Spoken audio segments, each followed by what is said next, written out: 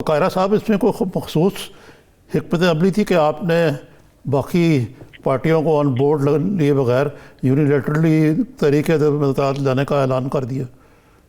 دیکھیے سر، ہم نے کوئی تحریک عدم اعتماد لانے کا اعلان نہیں کر دیا. ہم نے پہلے سے طے شدہ جو ہمارے 26 پوائنٹس ہیں جس پہ پی ڈی ایم تشکیل دی گئی ہے، آپ اس کے فاؤنڈنگ ڈاکومنٹ کے طور پہ کہہ لیجئے، بیسک پرنسپلز کہہ لیجئے، ان کے اندر یہ درج ہے کہ ہم اس حکومت کو چلتا کرنے کے لیے احتجاج کریں گے، جلسے کریں گے، جلوس کریں گے، ریلیز کریں گے، اسمبلیوں کے اندر اور باہر ان کو ٹف ٹائم دیں گے، عدم اعتماد کی تحریک لائیں گے، اور اگر ضرورت پڑی تو مناسب وقت پر استعفوں کا آپشن استعمال ہو سکتا ہے. یہ ورڈنگ ہے اس کی، تو اس میں کوئی نئی بات ہم نہیں کر رہے. اور ہمارا مختلف میٹنگ کے اندر پہلے بھی ہم نے اپنے دوستوں کو یہ کہا کہ ہم سمجھتے ہیں کہ یہ راستہ ہمیں چھوڑنا نہیں چاہیے. ہم یہ نہیں کہہ رہے کہ یہی ایک واحد راستہ ہے، ہم یہ کہہ رہے کہ یہ راستہ ہمیں اڈاپٹ کرنا چاہیے. ہمارا پہلے سے طے شدہ بھی ہے. آپ جانتے ہیں نا، جن بھی شہر کی گورنمنٹ کے خلاف عدم اعتماد کا حالات ضرور مختلف، لیکن وہ تحریک عدم اعتماد ناکام ہوئی، حکومت کچھ عرصے کے بعد چلی گئی. تو تحریک میں صرف نمبر ووٹ نہیں ہوتے کہ آپ فوراً اس کے رزلٹ لے لیں، اس کے بعد کے رزلٹ بھی بڑے اہم ہوتے ہیں. حکومتیں اس سے شیک ہو جاتی ہیں. لیکن بلاول صاحب نے کہا کیا، وہ اس کو ایک حسن اقبال صاحب نے میڈیا ڈیبیٹ بنا دیا، نہ بناتے تو بہتر ہوتا. نے کہا کہ ہم اپنے دوستوں کو، اپنے پی ڈی ایم کے ساتھیوں کے سامنے یہ تجویز رکھیں گے اور ان کو اس سے کنونس کریں گے، ان کو اس سے قائل کریں گے. اور آپ کے علم میں ہے، آپ جانتے ہیں، سارا ملک جانتا ہے کہ ہمارے ساتھیوں نے، دوستوں نے بغیر مشاورت کے ایک اپنے صحیح فیصلہ سمجھے اعلان کر دیا کہ جی ہم سینٹ کے الیکشن کا بائیکاٹ کریں گے، اس کو بلاک کریں گے اور اس سے پہلے ہم استعفے دے دیں گے. اس پہ اتنا شور ہوا، استعفے دو، پیپلز پارٹی بھاگ گئی، پیپلز پارٹی راستہ چھوڑ گئی. ہم نے جا کے دوستوں کو کہا کہ بھائی آپ اس معاملے کو ٹھنڈے طریقے سے غور سے دیکھیں کہ الیکشن بلاک نہیں ہو سکتا سینٹ کا ہمارے استعفوں کی صورت میں. جب ہم نے اپنی CC کا یہ جو مشاورت تھی وہ پی ڈی ایم کی میٹنگ میں رکھی تو کیا ہوا فیصلہ انہیں تبدیل کرنا پڑا. اس بنیاد سے سب نے کہا کہ پیپلز پارٹی کا درست موقف ہے، ہمیں ان کے موقف کے ساتھ کھڑا ہونا چاہیے. سینٹ کے الیکشن میں بھی حصہ لیا جا رہا ہے اور بائی الیکشن میں بھی حصہ لیا جا رہا ہے. تو اسی طرح اس میں بھی ہم نے کنوینس کیا تھا، اس میں بھی ہم ان کو قائل کریں گے یا وہ ہمیں قائل کریں گے. اچھا قاہرہ صاحب، یہ جو حسن اقبال صاحب نے بڑا طنز کیا ہے، آپ کے پاس نمبر ہیں تو کر لیں، اس کا مطلب ہے، ان کا کہنے کا مطلب یہ ہے کہ آپ کے پاس نمبر نہیں ہیں تو یقیناً نمبر پورے کرنے کے لیے آپ کو یہ مناسب نہیں ہے کہ ہم ایک دوسرے کو میڈیا کے اندر بیٹھ کے جواب دیں. انہوں نے جو کچھ کیا وہ مناسب طریقہ نہیں تھا. ان کو چاہیے یہ تھا، میں ہوتا تو میں اس کو جواب یہ دیتا کہ اس معاملے کا جواب پی ڈی ایم کی میٹنگ میں ہو جائے گا. ان کے بعد پھر مریم نواز صاحبہ سے بھی یہ سوال ہوا اور انہوں نے بڑا مناسب کہا کہ جن کے پاس اگر نمبر ہے تو وہ میٹنگ میں بیٹھیں گے تو فیصلہ کریں گے اس پہ. تو ہم اپنا نقطہ نظر اس پہ رکھیں گے.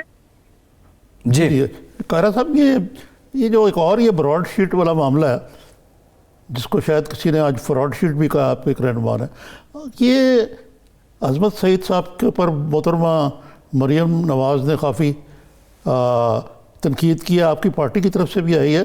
دوسرے اس کا جو مینڈیٹ ہے وہ تو اس رقم تک موجود نہیں ہے جو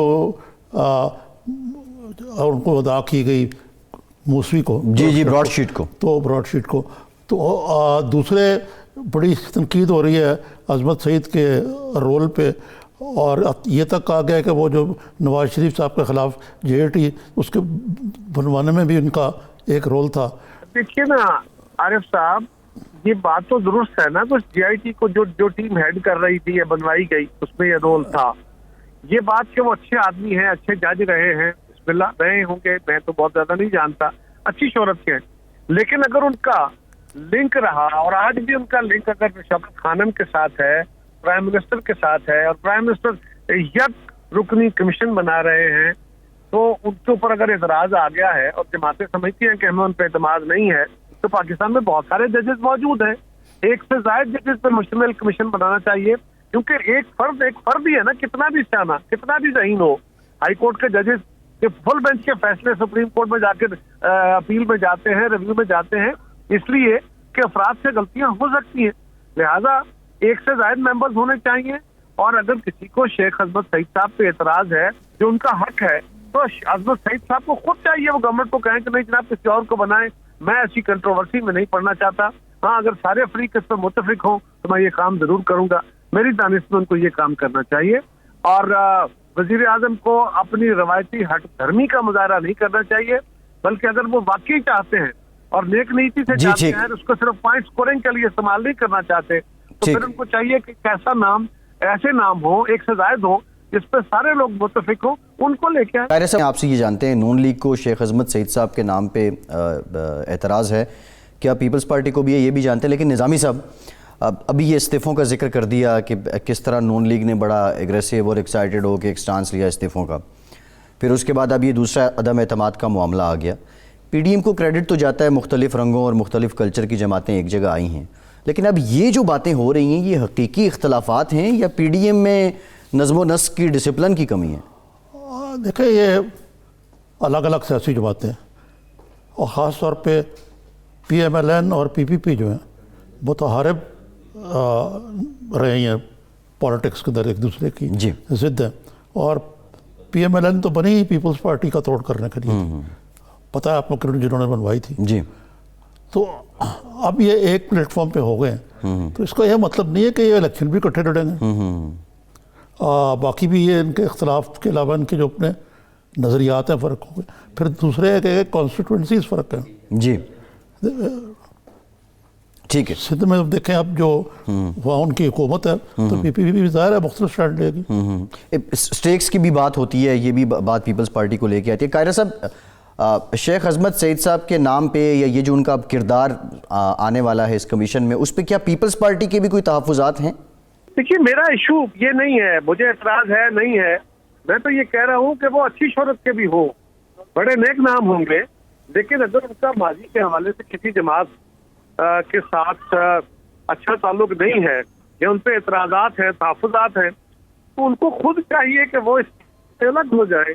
और वज़ीर आज़म को चाहिए कि एक से ज़ायद मेंबरान को मुस्तक़िल कमीशन बनाए ताकि इस पर एतराज़ ना हो। मेरी जमात को या मुझे एतराज़ है या नहीं है, ये मैटर नहीं करता। सही है ये बात, क्योंकि देखें वैसे भी इंसाफ का तकाजा भी यही है कि ना सिर्फ इंसाफ हो, वो होता हुआ नज़र आए। अब इस मरले पे तो ये जबकि अजमत सईद साहब कंट्रोवर्शियल हो गए, ये बड़ा मुश्किल लगता है। कॉमन सेंस भी यही है कि अगर फ़र्ज़ करें एक मुद्दई जो है वो जज पे भी एतमाद नहीं करता, तो या उसकी कोई तलक पुराना रहा होता है तो वो जज खुद ही रिक्यूज़ कर लेता है अपने आप को। लेकिन यहाँ कोई ऐसी बात पर अमल दरामद करने का इरादा नहीं लगता हुकूमत का, या खुद जज साहब को यार थोड़ा सा हिम्मत दिखा के, कैरेक्टर दिखा के इसको कहना चाहिए यार मैं कंट्रोवर्शियल चीज़ों में नहीं पढ़ना चाहता, सोशल ग्राउंड्स पे लीड ले लें।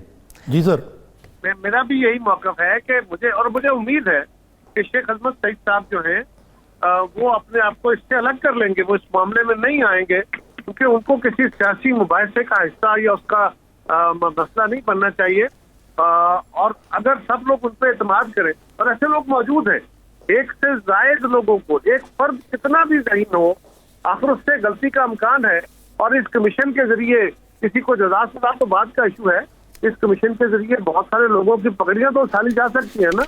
इससे ये एतमाद तो मौजूद है कि मुल्क के अंदर एक बड़ी डिबेट होगी, कुछ लोगों को बुरा कहा जाएगा, कुछ को अच्छा कहा जाएगा, लोगों की शक्लें खराब की जाएंगी। इस कमीशन का मकसद बुनियादी तौर पर यही है।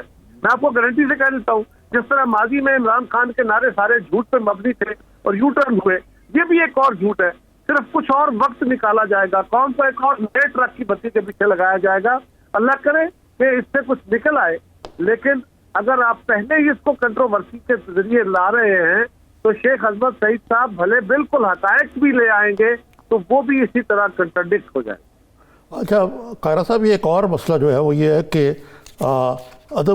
अब फैसला किया गया कि ये जो सेनेट इलेक्शन है, सेनेट इलेक्शन के लिए जब उनको नज़र आ रहा है कि सुप्रीम कोर्ट से शायद उनको मकसद हासिल ना हो, तो कि आइन में तरमीम की जाएगी। दो जो एक इलेक्ट्रल रिफॉर्म बिल है और एक पता है एक और इसी किस्म का जी ओपन बैलेट के लिए, ओपन बैलेट। तो ये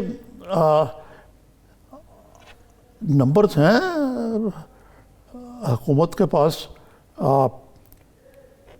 आईनी तरमीम लाने का। नंबर नहीं है, ना ही हुकूमत इस पर कुछ संजीदा है। मैंने अर्ज किया ना कि इनका काम बुनियादी तौर पे कंफ्यूजन फैला के वक्त गुजारना है।